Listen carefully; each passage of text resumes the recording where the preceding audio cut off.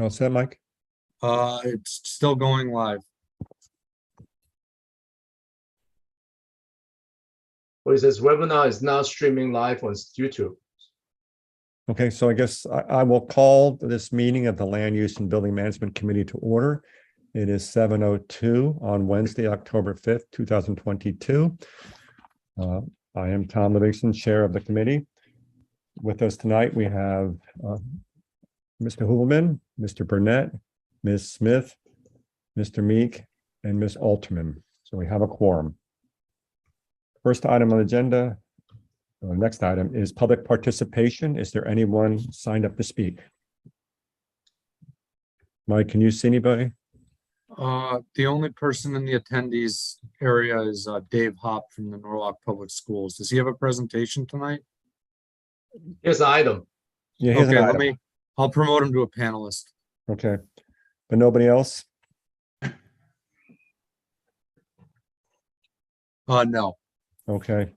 Does anyone on the committee have anything they received from a constituent that they'd like to share with the committee? All right, hearing none, I'll now close public participation and move to the approval of the minutes of the meeting held on September 7th, 2022. Do I have a motion? Ms. Smith, thank you. Are there any comments or revisions to these minutes? Seeing none, I'll call for a vote. All in favor? Okay, it is unanimous. Thank you. Moving on to new business, school construction projects update. I don't see Jim, so Mike, are you, Mike and Dan is going to do the corresponding projects. Great. I go have ahead. it. So just give me 1 second to get that open and shared.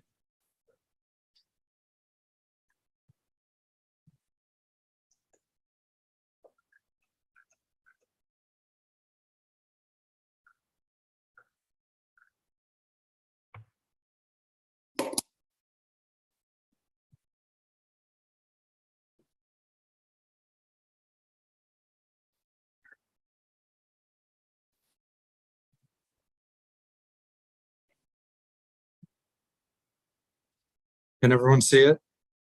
We see the screen. I don't see anything up. I think we're looking at the YouTube screen. Of the meeting. Dan, do you have it? Can you share it? Yeah, I have it. I could share Okay. it if that makes it easier for you. I think it's just conflicting with the YouTube live Yep. stream. Let me pull it up and I should be able to. Sorry about that. No Let me problem. just get back to the beginning. All this technology and there's still limitations.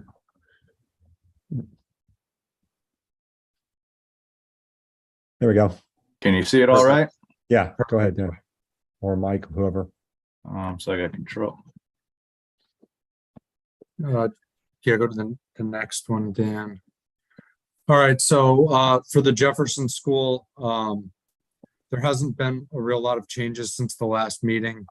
The balance of the furniture that came in damaged from the furniture delivery is scheduled to arrive on Monday the 10th, when school's out of session for the holiday. And that'll close out the balance of the furniture that we're still waiting for the building. Was it a lot? Mike, was it a lot? Maybe 5 or 10 pieces. I was there when every delivery arrived, and when they opened up the gate on one of the tractor trailers, 2 skids of basically cubby units were completely smashed, like literally dust at the back of the trailer. So we worked with WB Mason to get those pieces fixed, and then there were some metal shelving pieces that didn't come in. And I think there was 1 or 2 desks that, like, one of the drawer fronts was broken when it came. So we're just, getting those last couple items. There was, 1 teacher desk chair that broke just from use. So that was warranted and that'll be there as well. So, it's not very minor. They were easily able to open. They were all ancillary pieces of furniture that wouldn't have impacted the learning at all. Great. Okay, thank you. And then the only other update at the last meeting, I believe the committee was looking for an update on the solar panel installation at the Jefferson School. While, you know, I'm not directly responsible for the project, I did speak to Bill Hodel from the Norwalk Public Schools, and he's been the one overseeing the solar panel installation project. And at this time, all of the solar panels have been installed, and they're just awaiting the final tie-in to the electrical system of the building by Green Skies. This is So, actually a photograph of the panels, right? yeah, that photograph is actually that roof there is directly over the library. Any idea when they'll be tied in? Bill was not in today because I think it was a holiday for the Board of Ed, so I wasn't able to ask him. When I did talk to him, it sounded like it was going to be soon, but there wasn't an immediate time. I think it may be they're waiting for Green Skies. I believe Eversource needs to be also part of it, you know, to do the switch over. So I think that's all in the works and it should be soon. Thank you. Mr. Burnett? Yes, thank you, Chairman. I shared with Bill a concern, or Bill Hodel, I should say, a concern that was passed on to me that the lights at Jefferson are staying on even during the night and during weekends. And Bill indicated that that's an issue that's being looked at. But I'm raising it here because I don't know if that's a construction issue as the reason why the lights are staying on. I see heads shaking, but Yeah, I'm just bringing it up here so that we can clearly eliminate that, you know, it's not a construction issue. It's, I guess, an ongoing maintenance issue that the lights stay on at night and over the weekend. I think it's a little bit of a startup thing. As far as after your email, actually, I sent out emails and then response to my email. I didn't copy you yet because I want to get more detail about it.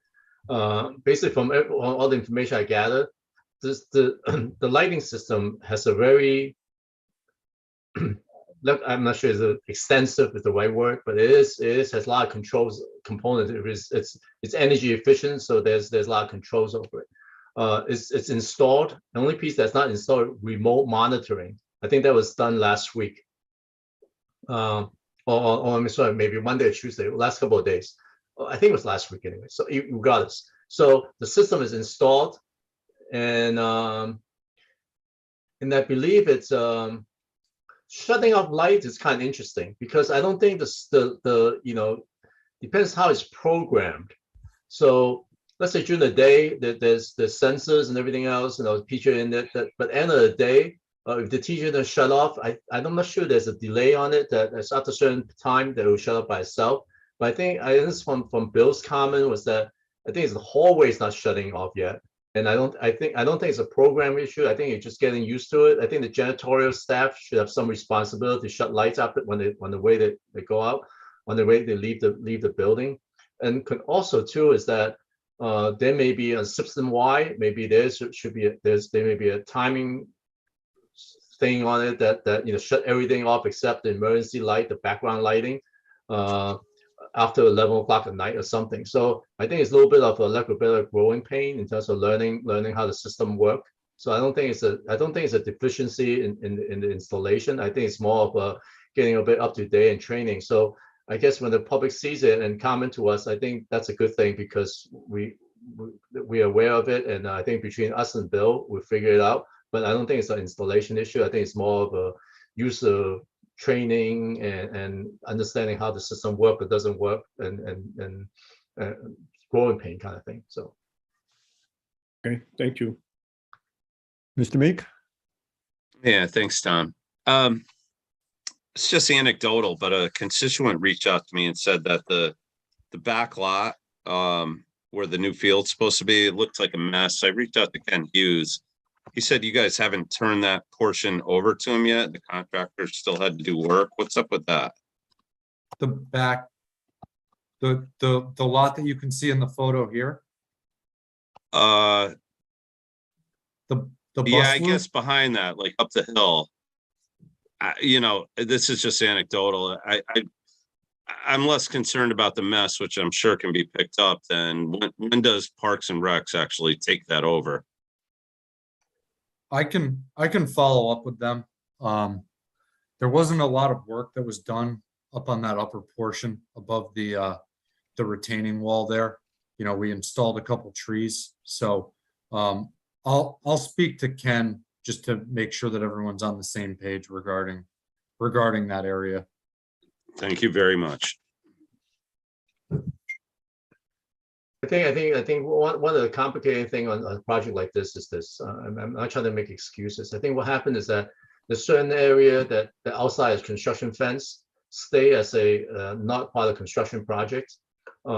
So they, and then Parks and Rec will maintain that, but they're not sure they're supposed to do it and stuff. So we actually pay money to have everything mowed and stuff. But anything new area, we seeded it.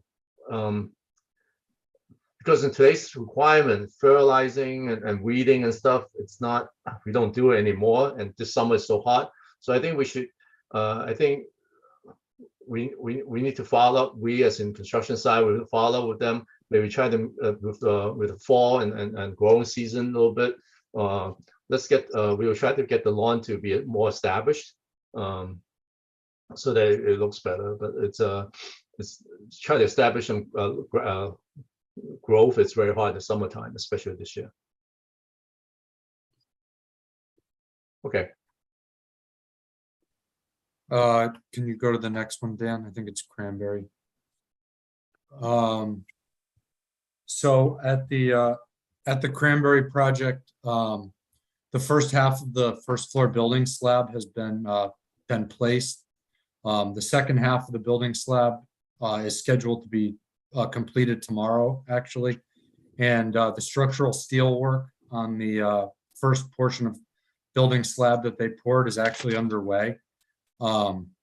This week, we also presented the furniture package, which you guys had approved, I believe, the last land use and building management meeting, to the State Office of School Construction Grants and Review for their final review. You know, it's a requirement that we present it to the state for their approval prior to going out to bid.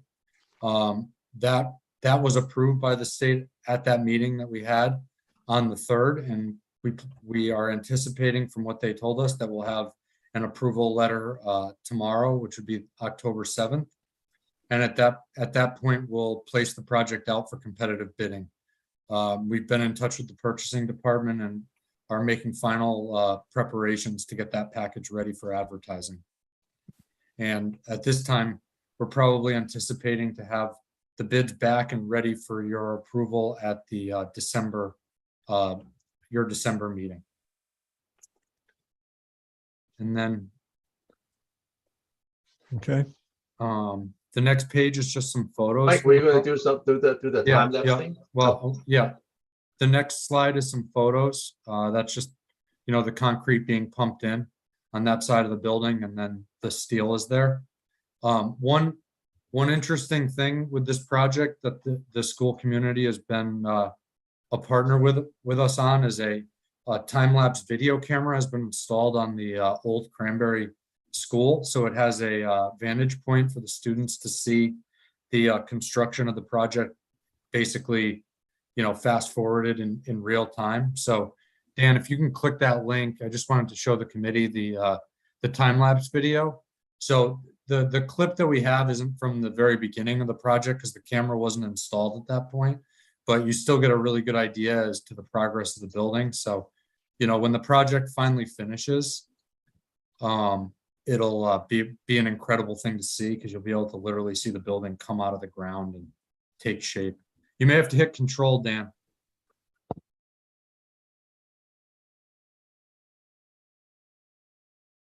Is it not working? Dan? Mr. Are you Reed? seeing it or not? No. No. Brian, if you want to jump in while we're waiting. Oh, I was just going to say, if you want to send us a link to that, I think it's on the Cranberry page. I hadn't looked at that, but I hear Can you it's see it awesome. now? No. No. Oh, It might be in that's- a web browser. I don't. Yeah, it's not. We could send it around. Okay, I'll distribute that tomorrow. It's really cool. So, If it's on the website, that's even better because then the whole community can see it. Ms. You Salterman? might have to stop sharing and reshare to show us the link. Yeah, let me try that. For some reason, it was locked into my blue beam. See if I can. While you're doing that, Ms. Salterman, did you have a comment? Yeah, I just wanted to chime in. All three of our daughters go to this school, and I, like many parents, were really nervous that there would be noise and things like that. My daughter, who was on the part of the school that faces the construction, says they barely hear anything. And I was so grateful to hear that. They're really enthusiastic about the project. The kids say they really enjoy like the updates and things like that. So I'm really grateful to the whole team. They're doing amazing. That's great to hear. Thank you. Can you see it now or now? Yeah, Yes. perfect. All right.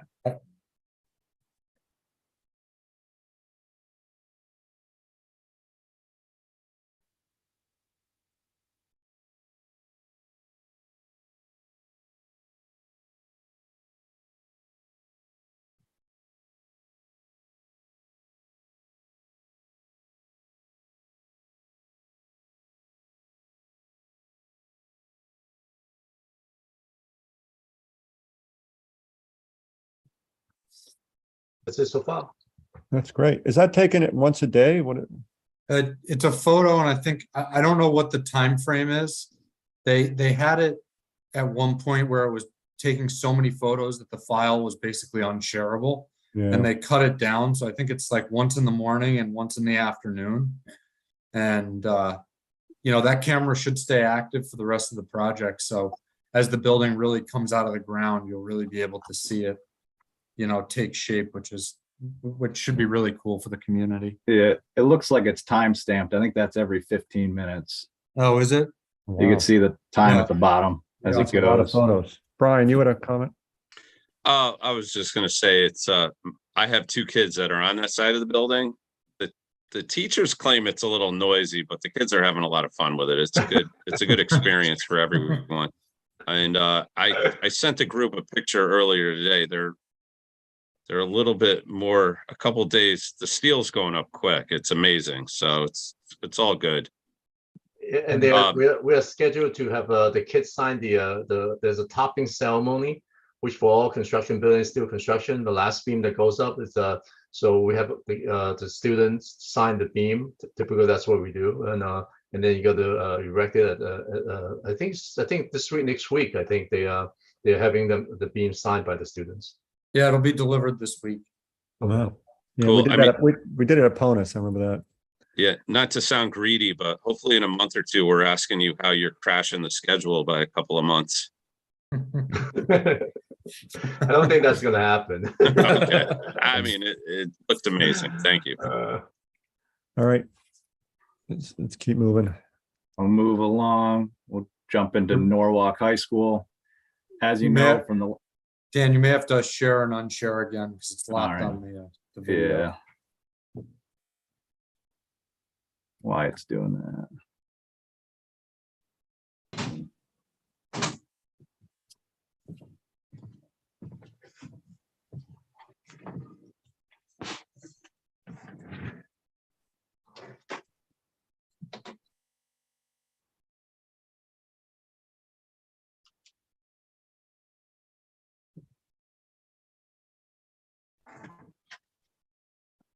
Okay, are we back up and running? Yep. All right, so as you know from previous updates, schematic design phase of the project was completed back in July. We're continuing through the design development phase until December of this year.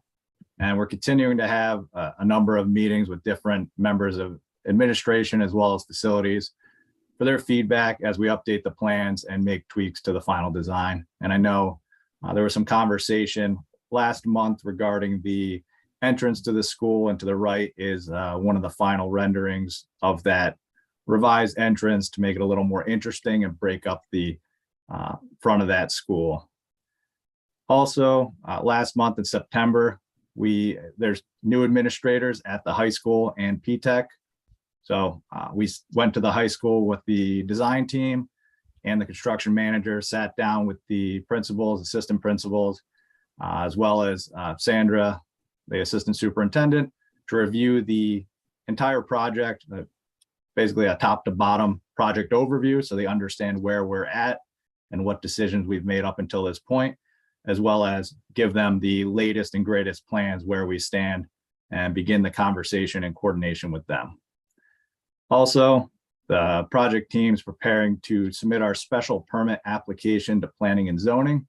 And to ensure that this goes smoothly, we've had a number of meetings over the last month with planning and zoning, traffic, mobility, and parking, as well as DPW, to understand what they're looking for in that submission so that there's not a lot of back and forth. They get what they want, and we have a quick approval on that.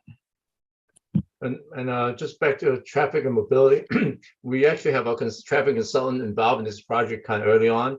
And they recently finished a preliminary draft of the traffic report. And then I think they're out there this week or last week to do further confirmation about traffic count in terms of just parent drop off and things like that. So I think this final report is due to us, I think this Friday. And then we will send it to, traffic had looked at it already once a draft report. We're gonna send them the final one. We're gonna meet with them again. And generally speaking, in my perspective, we actually on the intersection of what you call it, Strawberry and County Street, I think we are going to be actually improving the traffic condition because we're going to have two entrance and exit points instead of one right now. So right now, because we're only in County Street, what it does is that bring all the traffic into the intersection of Strawberry and County by putting a driveway entrance in and out on Strawberry Hill. We actually give parents an option and students an option to come in and build a property earlier, so they reduce the traffic volume at the intersection. So, and generally speaking, the overall population of school and traffic remain the same. So that helps actually at the intersection. And we're also moving the buses onto the property, so there wouldn't be a long line of buses waiting on the street, backing up kind of thing. So, and also we're creating more holding space for parent pickup and drop off. So overall, I think the traffic report is going to show a little more positive better than what it's doing right now.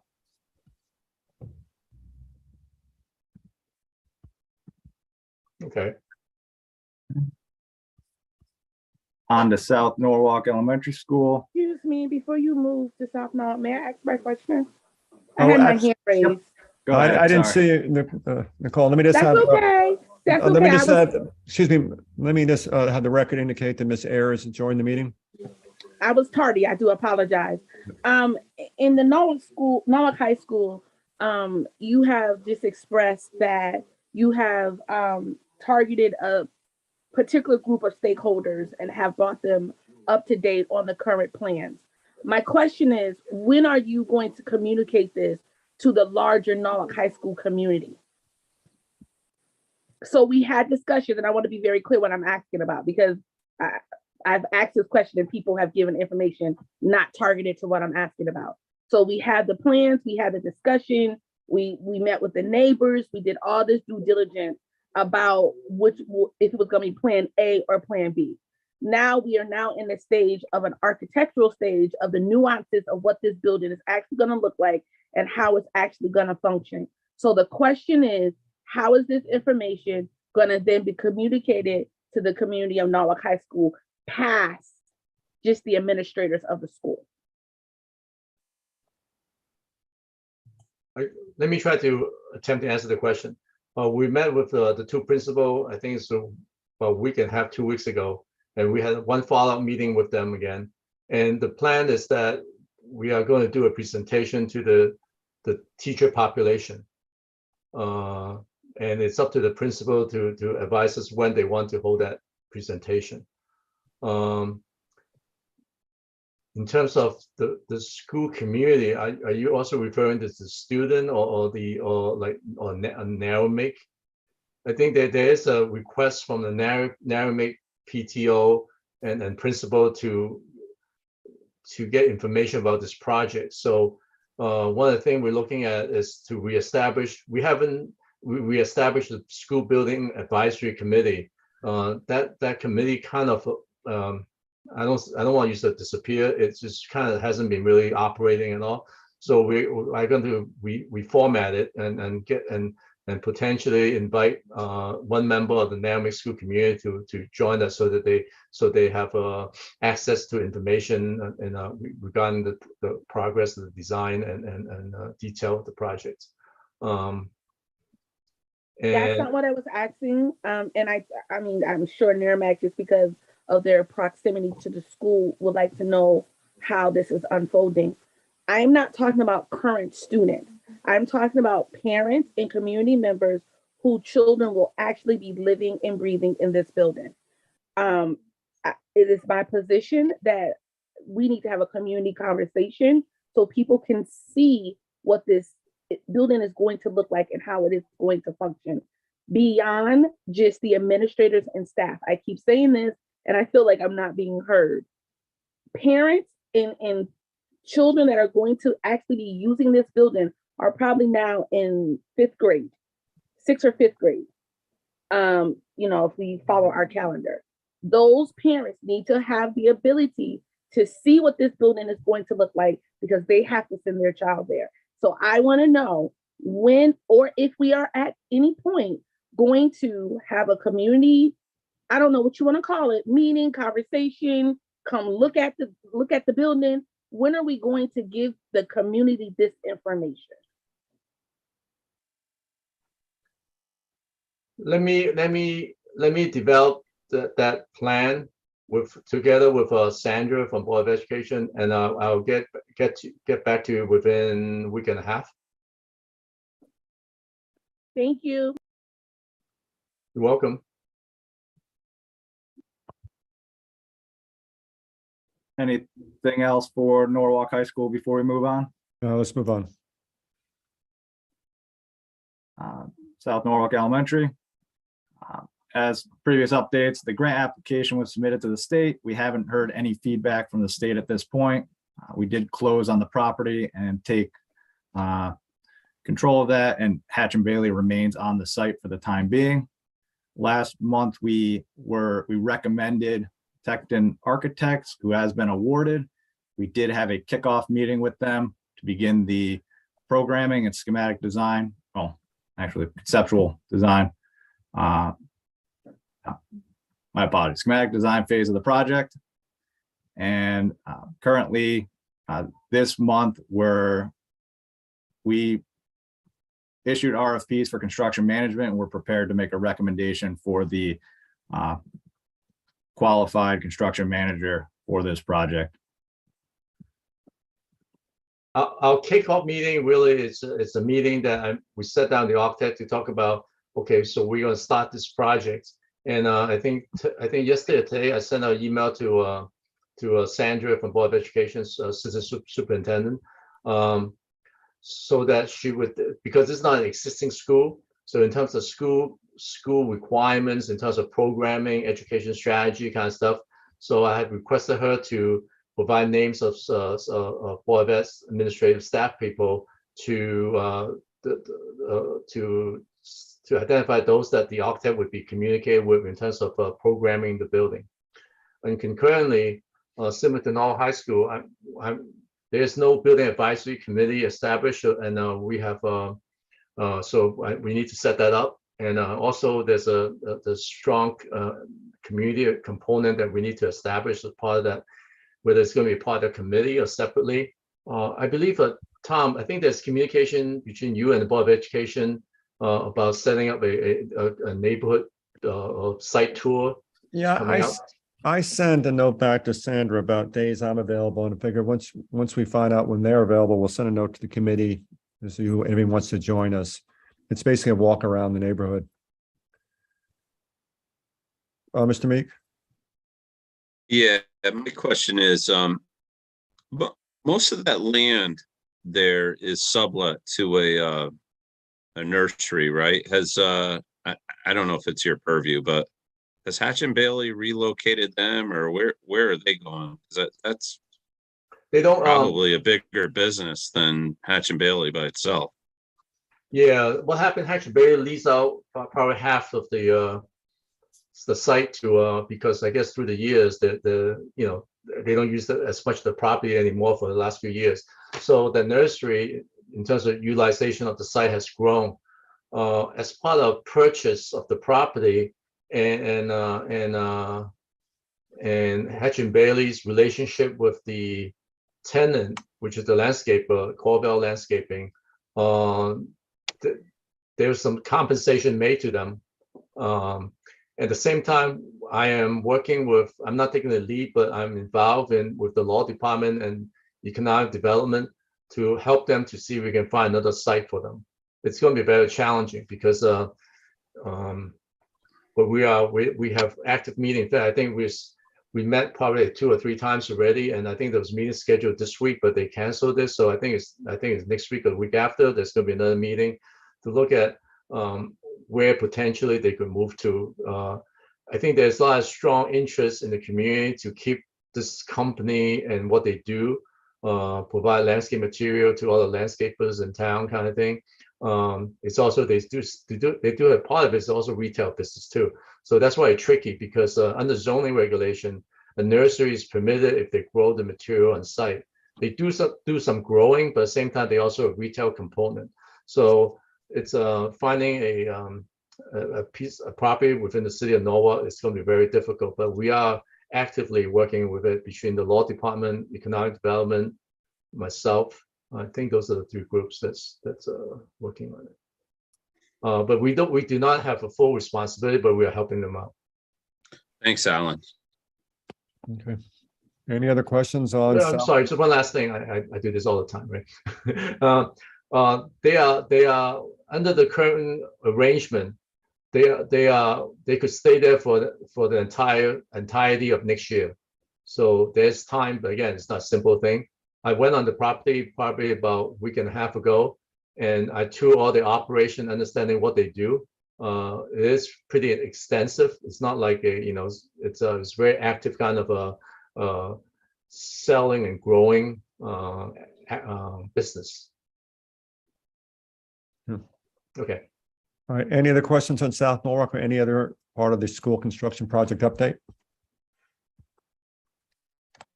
All right. Seeing none, let's unless there's anything else on that, we'll move on. Okay. We'll move on to item B, which is to review the recommendation for construction manager for the South Norwalk Elementary School project and refer the following to the Common Council for action.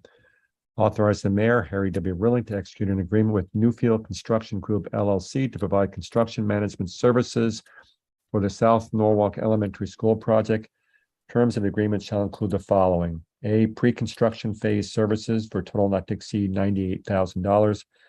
B, CM fee rate of 1.25% of total trade bids. C, projected general conditions fees of $1,989,552. And D, CM contingency at 1.5%. That's percent of the total trade bids. Following the bidding process, a guaranteed maximum price will be submitted to the Common Council for final approval. Account noted. Do I have a motion? Mr. Burnett, thank you. Alan? Sure. Let me just start. Following the retaining the architect, the city or we went out to issue a request for qualification, and subsequent to that, we received, I believe, 7. There's 7. Yeah, I think it was 7. Yep, 7 responses. Yeah, 7 responsive, and then we met and shortlisted them to 4 companies for interview, and through the interview process, we selected 3 of them to submit a fee proposals, and from that I believe there's a detailed summary sheet behind the backup information that provide all the evaluation criterias and all the numbers we got. So based on all that information, we are the committee as well as staff is recommending that we proceed with Newfield Construction Company.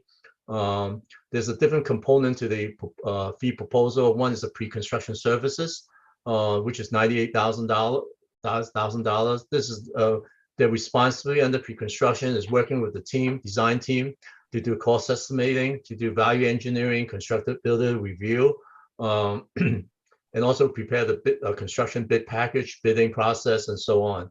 So that's pre-construction services. A fee, it's the fee, that's the profit, straight profit margin.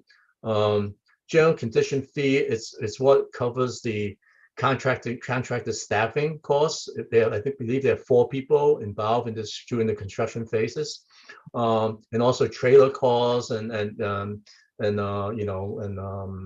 all the accessory to construction.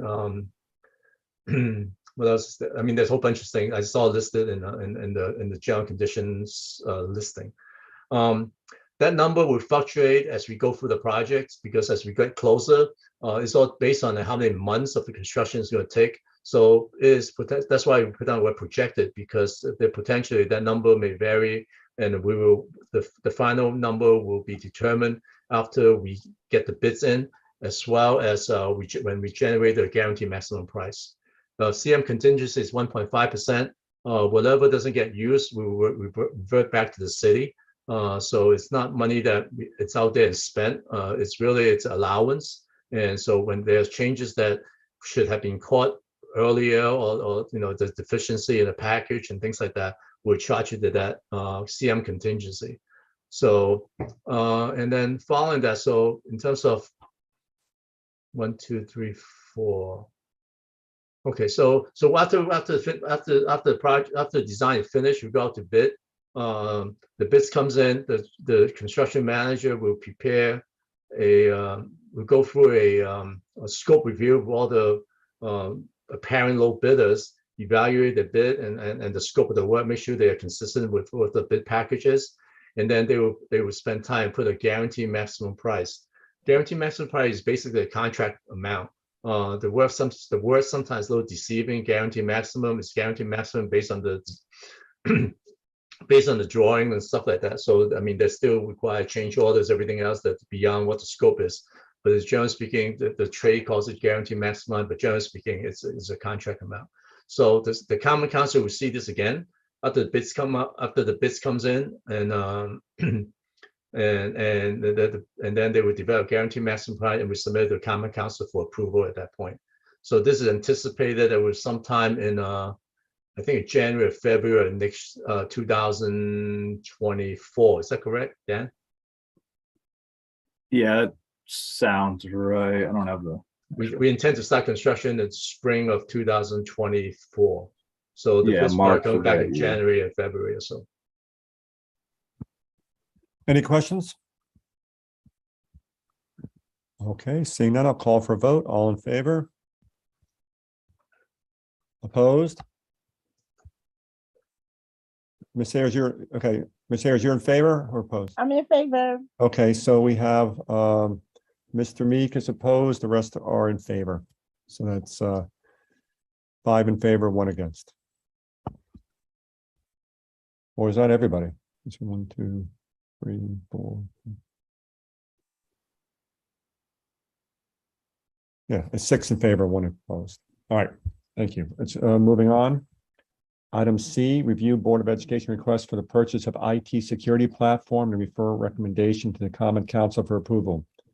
Authorize the purchasing agent to issue purchase orders to Blackwood Associates, Inc. for the supply and installation of IT security platform Extra Hop Reveal X360 solution for Norwalk Public Schools for a total amount not to exceed $106,639. Account noted. The motion? Anyone? Ms. Smith, thank you. Mr. Hop, I guess this is you. Morning. Good morning. Good evening, everyone. I hope everyone's having a good night. Yeah, so in the Board of Ed, in our strategy moving forward to try to keep everything as secure as possible, we're looking at what we call an NDR solution, which is a network detection and resolution platform to help us look at threats we're having that could come from inside the network, outside the network. The device we're looking at here scans all the network devices, scans all the traffic, and reveals any sort of threats, anomalies, to give us a better insight of what's going on in the network. Nowadays, where we have every student with a device, people bring in devices, we have televisions that plug into the network, lighting systems. We just need to keep a better eye on everything and look at where we could have potential issues. And working with my team, we looked at a few, and this is the one we came up with that we think will work the best with our environment. Yeah, I guess I had a question about how did you select this one? We looked at a few different ones. We had meetings, did reviews, did some POCs. This seemed to come up to be the one that's the most user-friendly. We don't have a large team, so having something that, you know, is easy to manage is what we went with. Mr. Meek? Thanks, Tom. Hi, David. Come on. You're on Ralph's team? Yes, sir. Okay.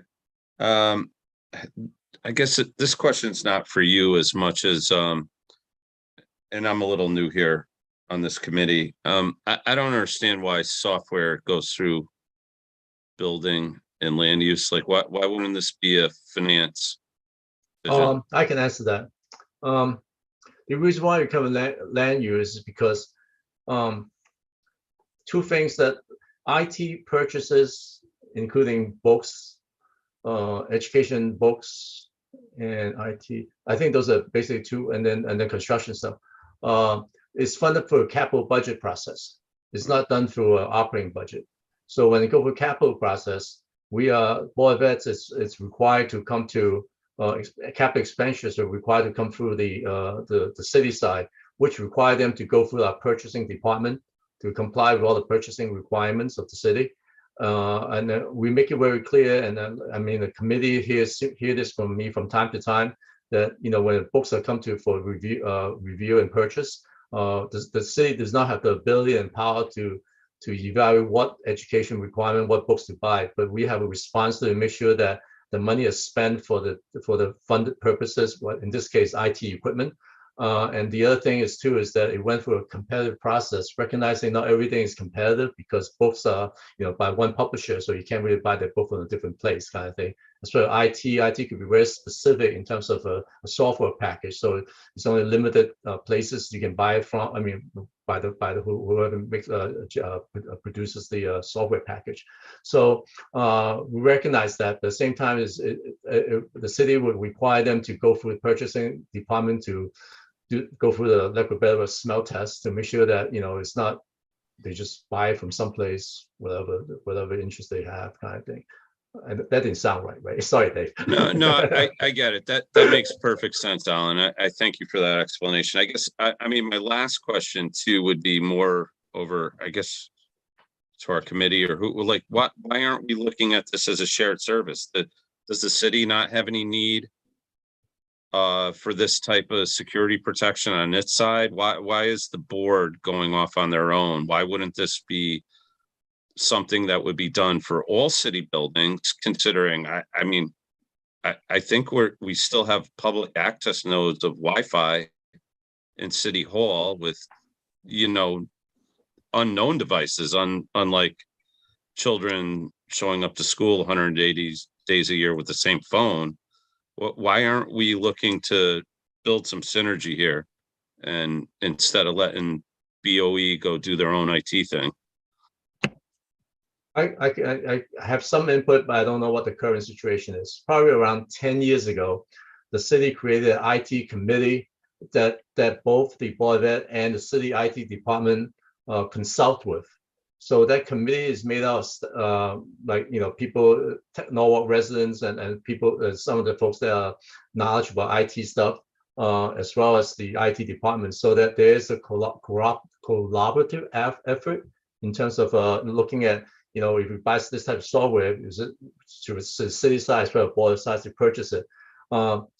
I think for the year, one of the challenges we have is just sometimes it's a little bit too much bureaucracy to going through review and review.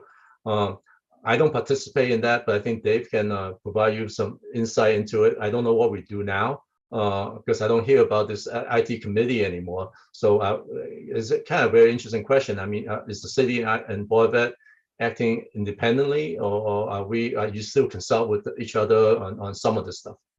So I work closely with Rodney and Joyce in the city IT department to discuss certain things that we're doing between the two cities. We do have a collaborative system when it comes to phones and the municipal area network.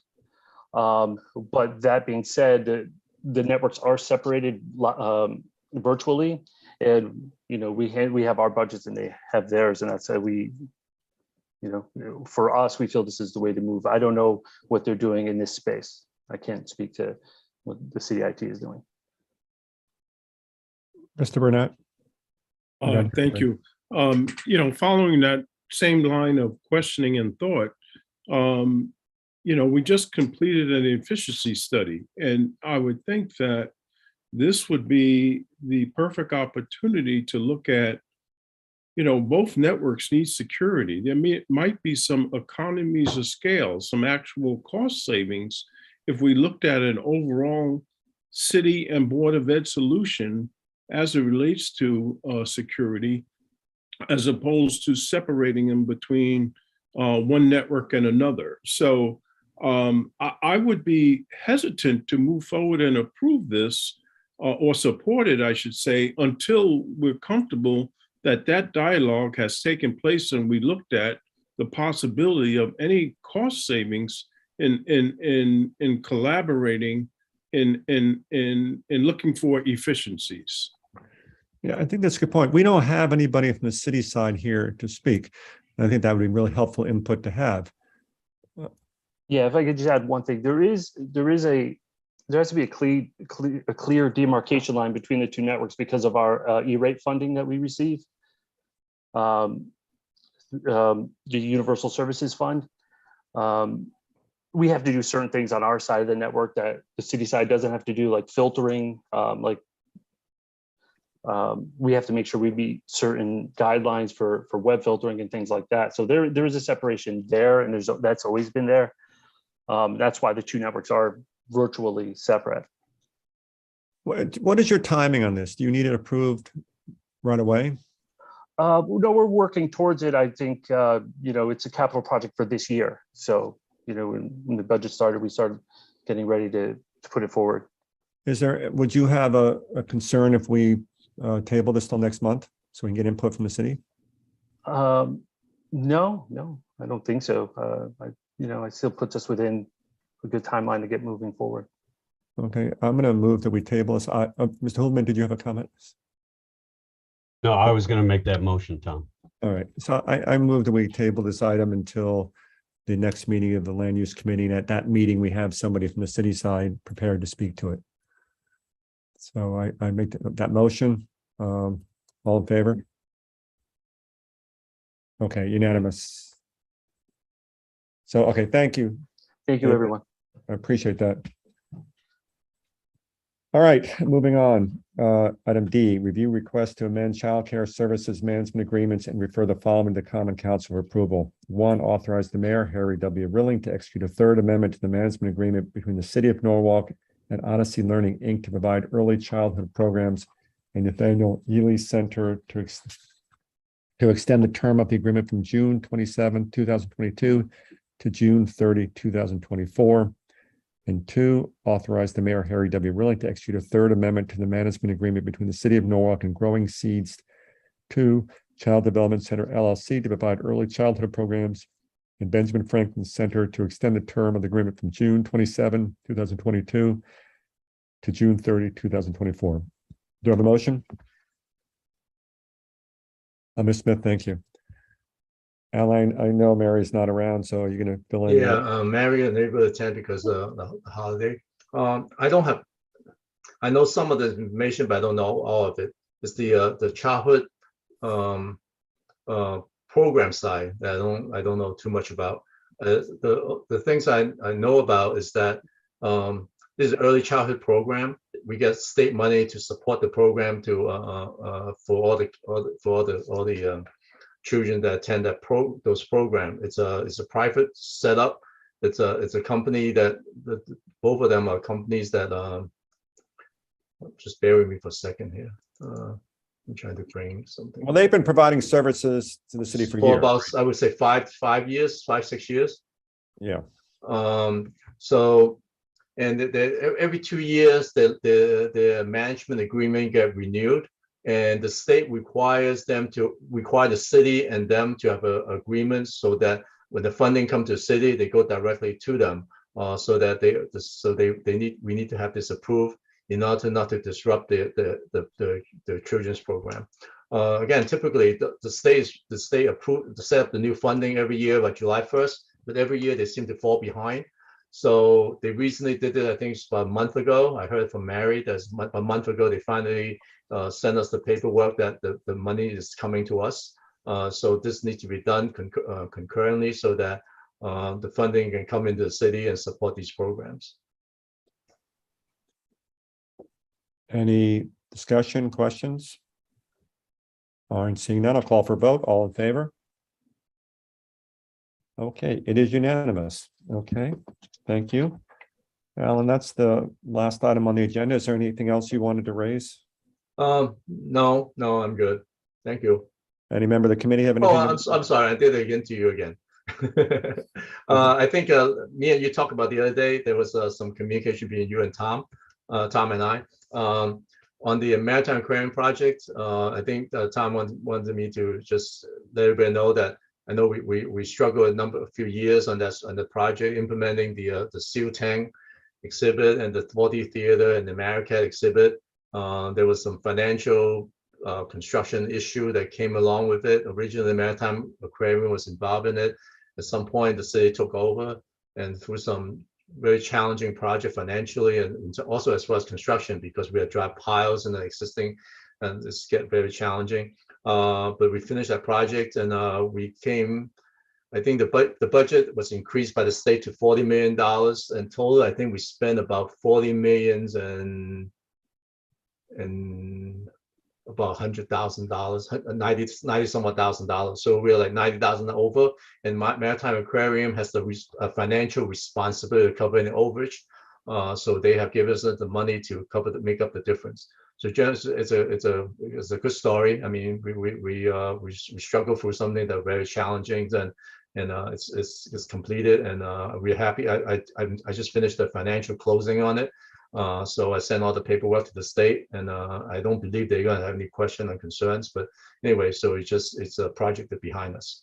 Yeah, and I wanted just to raise this because, as Alan said, it was a very challenging project. The Maritime Aquarium was doing in the beginning, the city and Alan took over and worked his way through this very challenging project and successfully brought it to completion within budget. I mean, the extra 100,000 or whatever it is going to be paid by the Maritime Aquarium, but Alan is responsible for getting this thing done in a great way. So I just want to give him credit for that. More credit. All right, nothing else. I'll just ask for a motion to adjourn. Anyone? Motion to adjourn. All right, all in favor? All right, thank you guys. Have a good night.